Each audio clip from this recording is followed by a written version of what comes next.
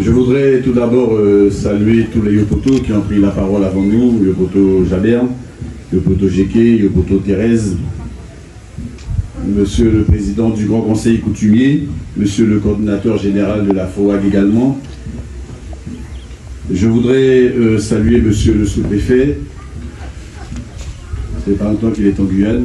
Je pense qu'il doit avoir les yeux, les oreilles bien ouverts pour découvrir ce que sont ces richesses culturelles du pays, même si je sais qu'il y a peut-être des comparaisons que l'on peut faire avec Wallis et Futuna. Saluer Madame le maire de la ville de Saint-Laurent, présidente de la CCOG, Monsieur le maire de la ville, de la commune de Mana. Alors, je ne sais pas s'il faut dire ville de commune, Monsieur Albéric Net. Je ne veux pas oublier Madame la sénatrice, Marie-Laure Fina, qui est aussi présente. Et puis, un gros coucou très affectueux pour Léon, cher Léon, qui est passé par tous les stades. Mais je crois que M. Apollinaire l'a dit avant moi, il a tout fait dans sa vie. Et je crois que Léon, c'est vraiment la sagesse incarnée, c'est la bibliothèque qui va, nous l'espérons tous, continuer à nous accompagner encore pendant de très très longues années. Je souhaite aussi saluer les CTG, les élus de la CTG qui m'ont accompagné aujourd'hui, et tous les autres élus, conseillers municipaux de la région de l'Ouest guyanais. Mesdames, Messieurs, il y a Sagalgon. J'ai bien aimé cette expression qui revenait comme ça sans cesse dans les différentes interventions. J'ai demandé qu'est-ce que ça voulait dire. Et on m'a dit que ça veut dire mes chers semblables. Et c'est M. Jean-Paul Ferreira, que j'avais laissé pour la fin, qui m'a fait la traduction, maire d'Awala et Mapo, et aussi mon premier vice-président à la CTG. Alors tu vois Jean-Paul, comment tu as de la chance, parce qu'il y a des gens dans la salle qui croyaient que je t'avais oublié. Et c'est que je t'avais laissé simplement pour la fin, pour exprimer le fait que c'est grâce à toi que j'ai encore appris quelque chose aujourd'hui, puisqu'on n'a jamais fini d'étudier, on n'a jamais fini de se rendre un petit peu plus intelligent à chaque seconde qui passe. Je voudrais dire au Yapato Jaber à quel point je suis content d'être là aujourd'hui, parce que j'ai découvert le village Espérance il n'y a pas très longtemps, j'ai pas honte de le dire, et il m'avait expliqué ce que sont les projets qu'il portait avec ses amis du village pour pouvoir développer prospérité. Et j'avais fait un jeu de mots pour lui dire que j'espère du fond du cœur que prospérité sera toujours très prospère, parce que compte tenu de la nature même des projets qu'il nous avait présentés la fois dernière, je lui avais dit qu'en cas de victoire, nous serions disposés à l'accompagner et à faire tout ce qui est nécessaire pour que les projets initiés puissent être conduits à leur terme. Et je puis dire au Yapato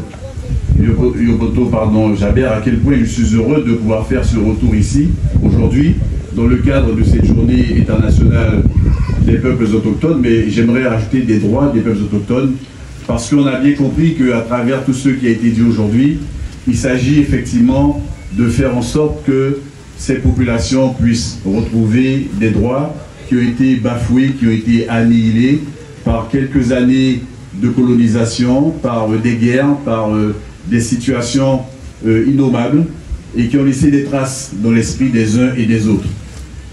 Je veux rappeler à quel point pour nous qui dirigeons la CTG aujourd'hui, cette journée ne doit pas être simplement un moment festif. Il ne faut pas que ça se résume à des manifestations folkloriques, mais cela a été dit et répété avant moi, il s'agit d'en faire un temps fort politique, parce que c'est vraiment de cela dont il s'agit. Nous nous sommes battus pour que la France ait le courage de ratifier la Convention 169 de l'OIT. Nous nous sommes rendus compte que c'est un chemin qui est long, c'est un chemin qui est difficile, mais nous nous sommes promis de ne pas baisser la garde, parce que nous considérons que ce serait un juste retour des choses que de considérer les droits qui sont rattachés à ces populations autochtones. Mais de l'autre côté, nous nous sommes aussi dit que les promesses qui ont été faites dans le cadre de l'accord de Guyane d'une rétrocession de 400 000 hectares de terre. Ces promesses doivent être tenues, même si, pour ceux qui me concernent, je pense que c'est quand même difficile de se faire voler ces terres et d'être obligé d'aller supplier celui qui l'a volé de vous en remettre une partie. Je trouve cela totalement inconcevable, nous trouvons cela totalement inadmissible, et ce que nous espérons, c'est que la raison et la sagesse finissent par l'emporter sur toute chose, pour que dans un cadre apaisé, que dans un cadre rempli de sérénité, cette transaction puisse se dérouler correctement et ce, dans les meilleurs délais. C'est vraiment le vœu que nous formons pour les mois et pour les années qui viennent. Nous avons aussi compris à travers tout ce qui a été dit qu'il y a une vraie nécessité de rétablir le respect au sein de nos relations. Et nous allons nous attacher donc à faire en sorte que parmi toutes les valeurs que nous véhiculons, que le respect soit la valeur cardinale à partir de laquelle nous allons engager notre responsabilité pour que les réponses attendues par ces populations et clairement exprimées par les différents chefs coutumiers soient mises sur la table et qu'elles soient validées avec bien évidemment le concours des représentants de l'État en Guyane. Nous considérons à partir de là qu'il y a deux possibilités.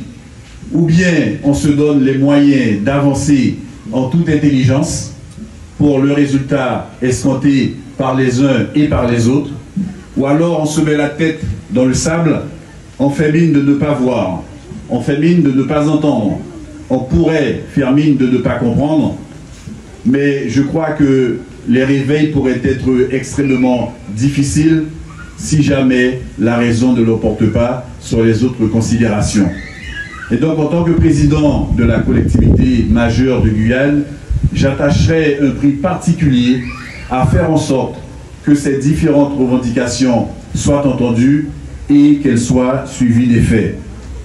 Je crois que nous sommes dans une phase qui est extrêmement favorable, puisque ce matin, le chaman qui nous a fait le rituel au rond-point à Califorchamps, à Matoury, nous a clairement dit à quel point il considérait que les planètes étaient parfaitement alignées.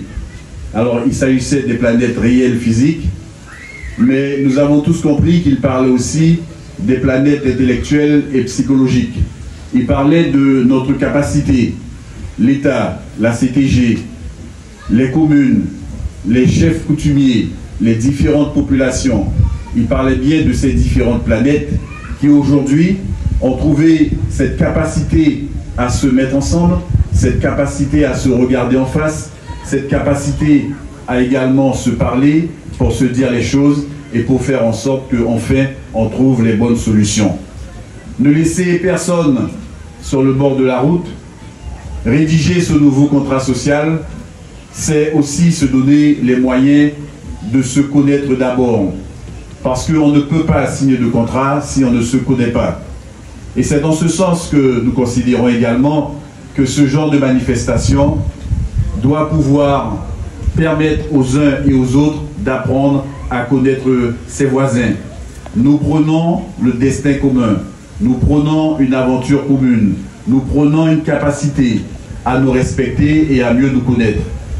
Et j'espère véritablement que dans les jours qui viendront, que dans les mois qui s'écouleront, nous aurons cette capacité à nous parler, nous aurons cette capacité à nous retrouver.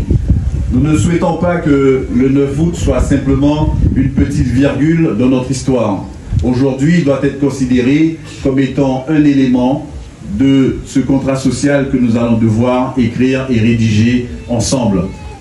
Nous espérons véritablement que nos agendas respectifs vont nous permettre de trouver le temps, de la même manière qu'on a su le faire pendant la campagne. Eh bien, il faudra qu'on trouve le temps de se retrouver en dehors de la campagne pour pouvoir assumer pleinement les responsabilités qui sont les nôtres. Je ne voudrais pas être plus long, mais je voudrais simplement vous dire que vous pouvez compter sur notre sincérité, Vous pouvez compter sur l'authenticité de la parole que nous portons aujourd'hui, qui est la même parole que nous porterons demain et que nous allons porter dans les mois et dans les années qui viennent.